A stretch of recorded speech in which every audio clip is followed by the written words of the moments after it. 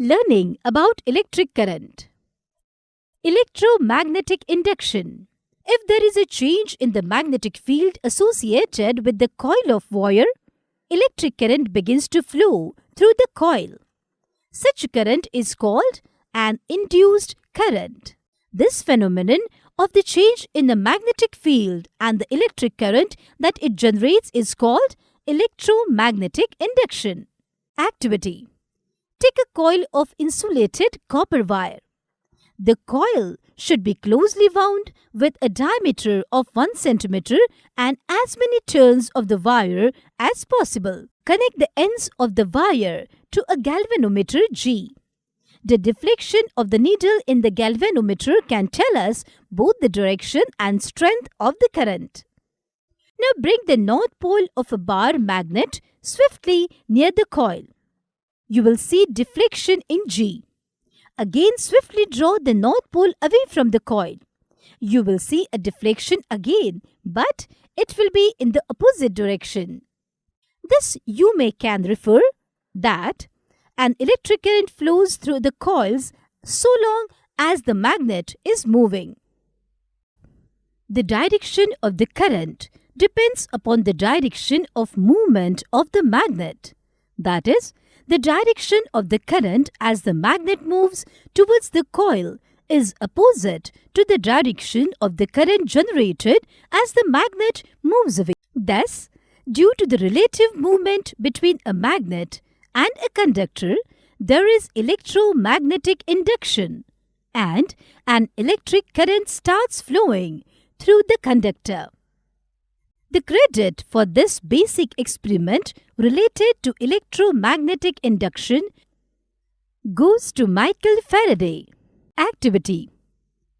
Take a horseshoe magnet, suspend a coil of at least 25 to 30 turns of insulated copper wire between its two poles, so that it can rotate freely between the poles.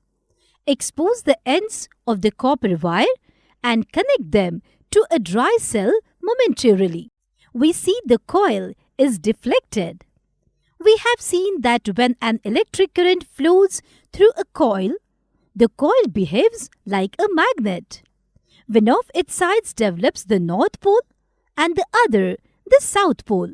If the north pole of the coil happens to be towards the north pole of the horseshoe magnet, there will be repulsion between them. The suspended coil will be deflected and will therefore rotate. This eventually leads to the invention of the electric motor. The armature in the motor is the coil of wire in the above experiment. The direction of the current flowing through it must be changed after every half rotation. Otherwise, when the north pole of the coil comes near the south pole of the magnet, there will be attraction between them and the coil will stop rotating. A commutator helps to change the direction of the current in the coil every after half rotation. Thus, the principle of setting an armature in motion by sending an electric current through it is used in the electric motor. Electromagnet.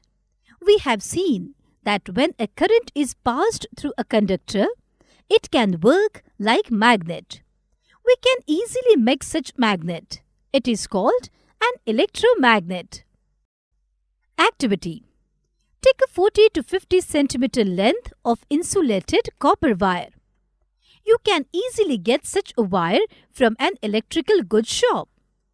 Coil it around an iron nail or screw. Connect its end to a dry cell and include a key in the circuit. Spread some thin iron pins under the nail. Close the key. What do you see? The moment you close the key, the nail attracts the pins towards itself. When you open the key, the pins fall off.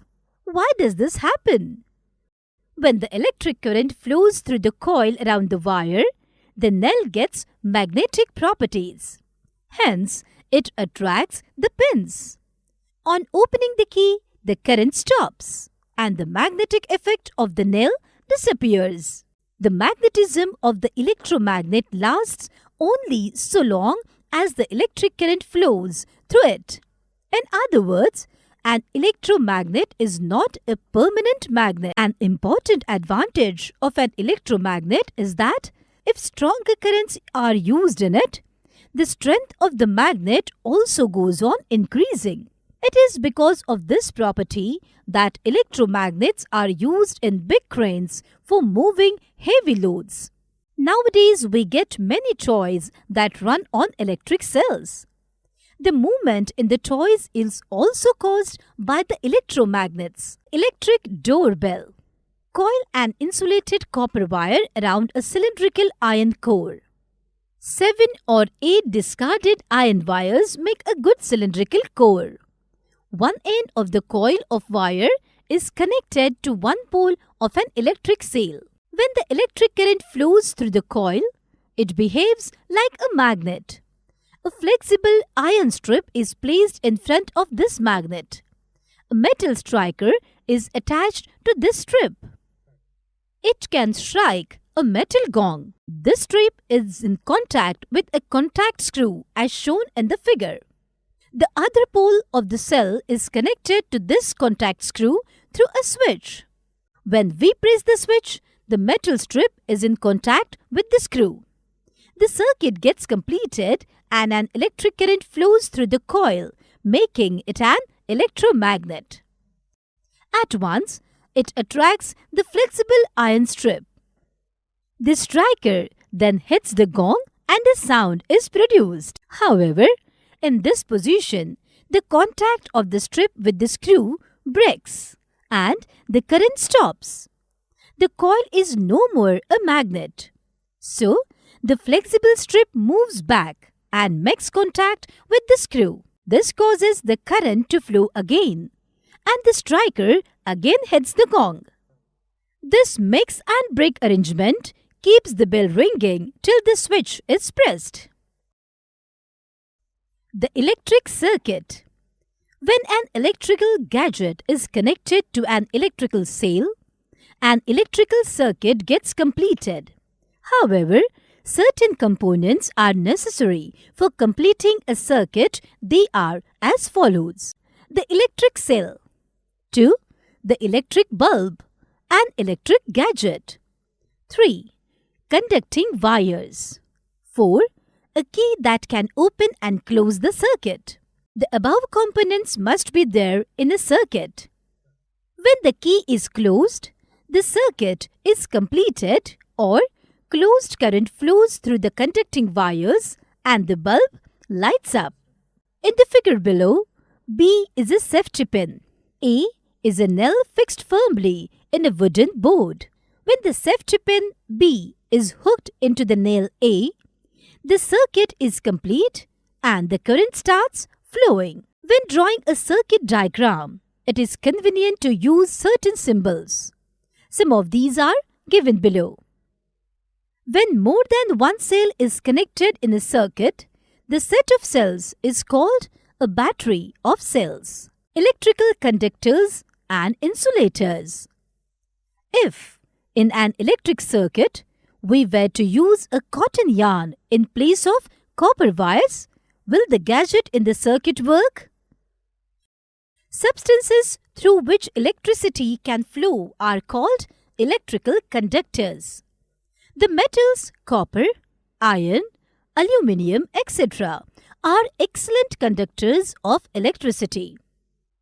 In the figure below, we see the bulb, cell, and key. Another large metal key is connected in the circuit.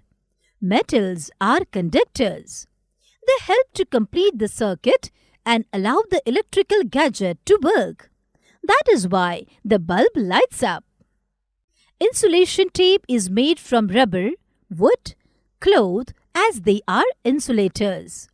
An electric current does not flow through them.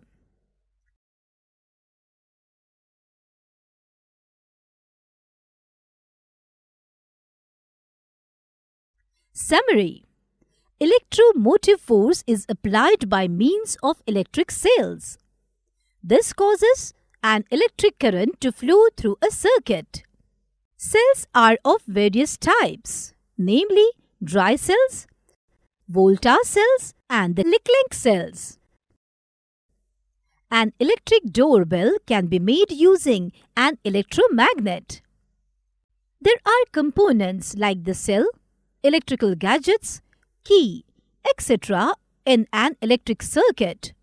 That is all in this lesson, student. Learning is fun, so keep learning.